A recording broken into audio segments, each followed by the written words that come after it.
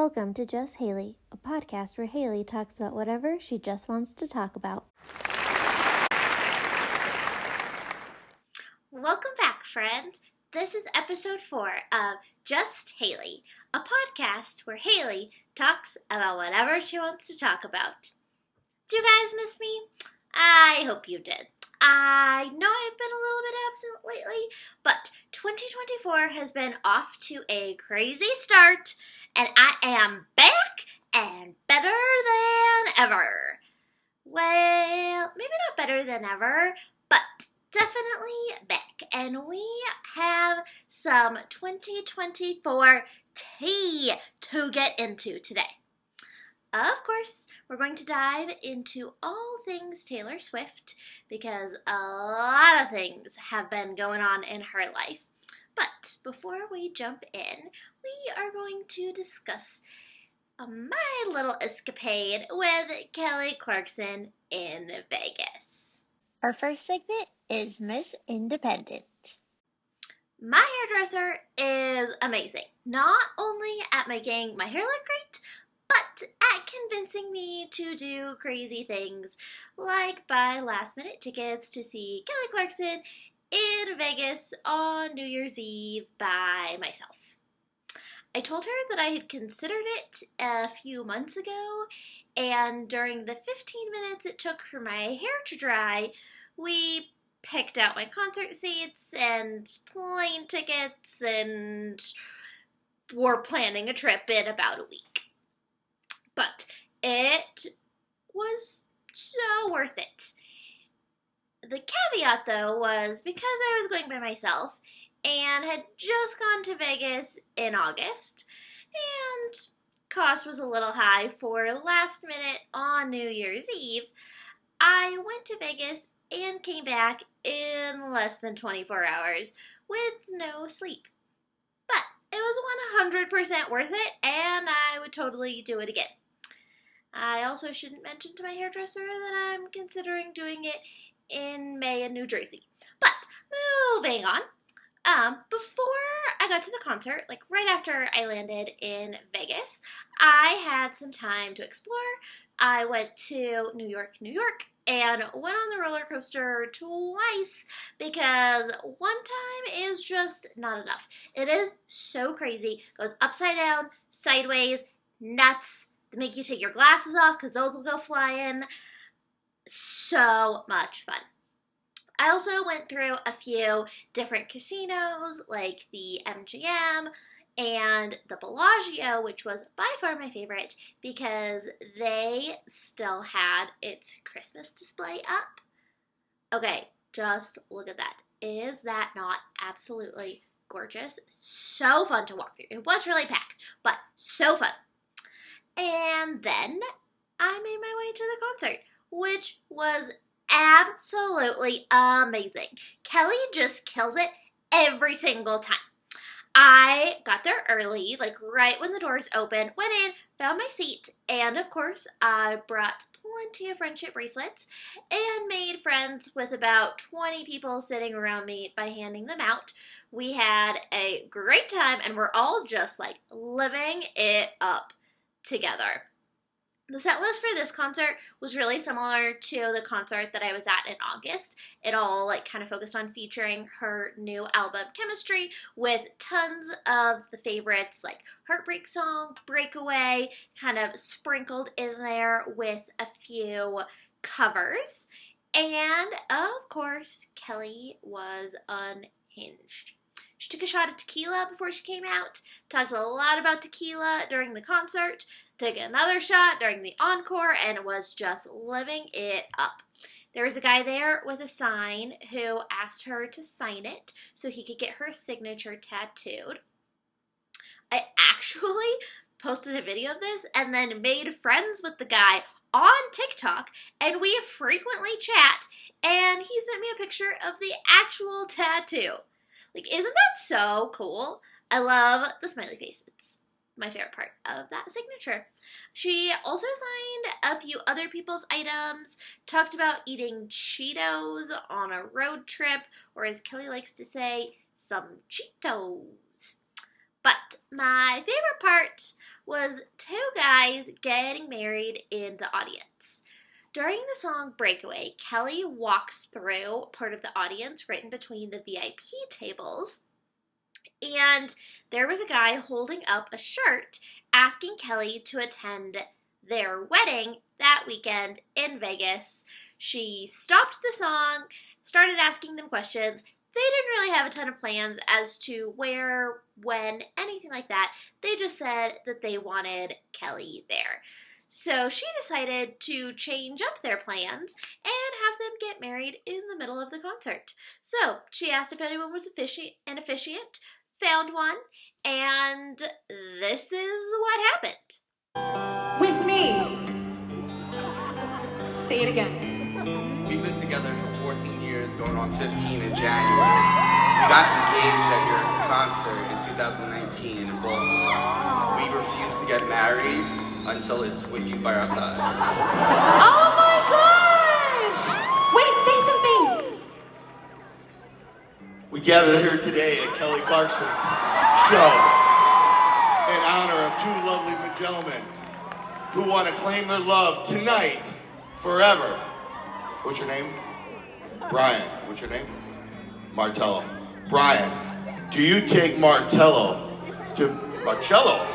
to be your lawful wedded husband forever till death do you part? Yeah! I do.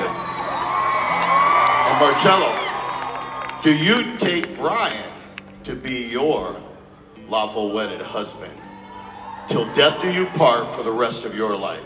Absolutely do. And the power of Kelly Clarkson's show, Las Vegas, New Year's 2024, I pronounce you both husband and husband. Congratulations. Okay, isn't that so fun? It was fantastic. Overall, the whole thing, the music, Kelly, the wedding, was just an awesome night and definitely worth staying awake for 22 hours. Now, if you know me well, you know that I love my sleep, and there is not much I would stay awake for 24 hours straight for. But Kelly Clarkson is definitely one of those things. And the subject of our next segment is someone I would also sacrifice a lot to watch in concert again. And will be in June in London. This is Taylor Swift's world, and I'm just living in it. Our girl Taylor has had a busy year, not only for herself, but also for her boyfriend, Travis Kelce. Taylor started off the year by attending the Emmys on January 15th with Kelly Teller as her guest because she was nominated for the Box Office Achievement Award for her movie The Eras Tour. Unfortunately, she came up a little bit short, but don't worry because a great movie won the award. It went to Barbie. And Taylor is known for always supporting anyone and everyone, which she totally did by being the first person in the audience to start a standing ovation when Barbie won. We love a supportive queen. And speaking of being supportive, Taylor is also the number one supporter of her boyfriend Travis when he plays in Kansas City Chiefs games. And if you didn't know this, the Chiefs are going to the Super Bowl next weekend, and Taylor has been at most of the games. In fact, this game will be game number 13 for her. And if you pay attention to Taylor Swift, you know that 13 is her lucky number. So, we'll have to find out if her 13th game is also lucky for the Chiefs and they come away with a win. But previously in the year, she's attended a few different games, one of my favorites being the game in Buffalo because she met Jason and Kylie, Travis's brother and sister-in-law, for the first time. Jason made quite the impression by taking his shirt off and jumping out the window to celebrate with fans. Yes, I found it a little odd, but I also appreciate the support. And most recently, just last weekend, Taylor was in Baltimore for the AFC Championship against the Ravens. After the game, Taylor went onto the field with Jason and Travis's parents, and this was her first time on the field. So, of course, the NFL ate it up. Tons of different cameras on them. You saw every angle, you saw everything going on. Oh, it was so fun to watch them just live in the moment, not focus on anything else, just focus on them and see how much Taylor supported Travis. Like every once in a while you could catch a little bit of the audio, them talking about how excited she was for him. It was just so fun to see. So here's a few of those clips.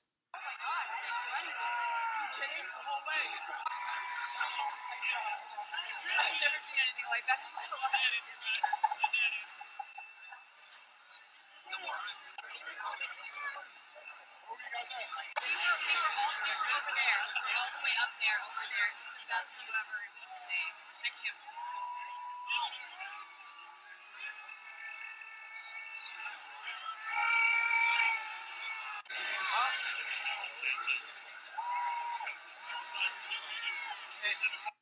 And Coach Reid even shared a little of the Taylor love by pointing at her.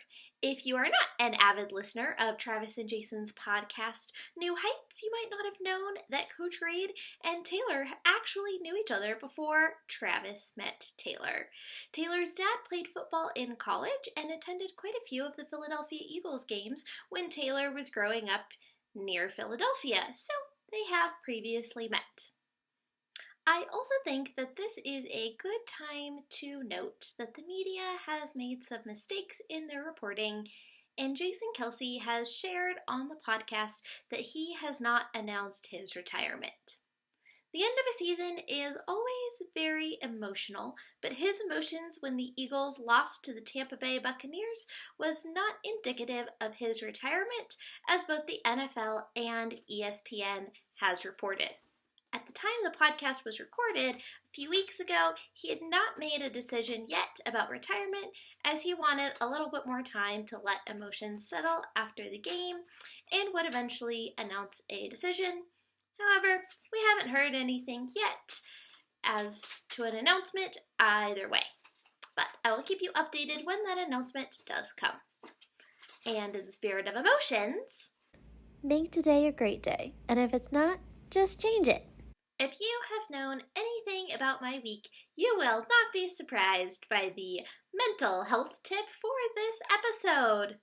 So, ladies and gentlemen, but mostly ladies, stand up for yourself. Don't let other people put you down and squash your confidence. Call them out. They are not worth it. Tell someone who can help you. Do what you need to do. But don't let anyone get rid of your sparkle.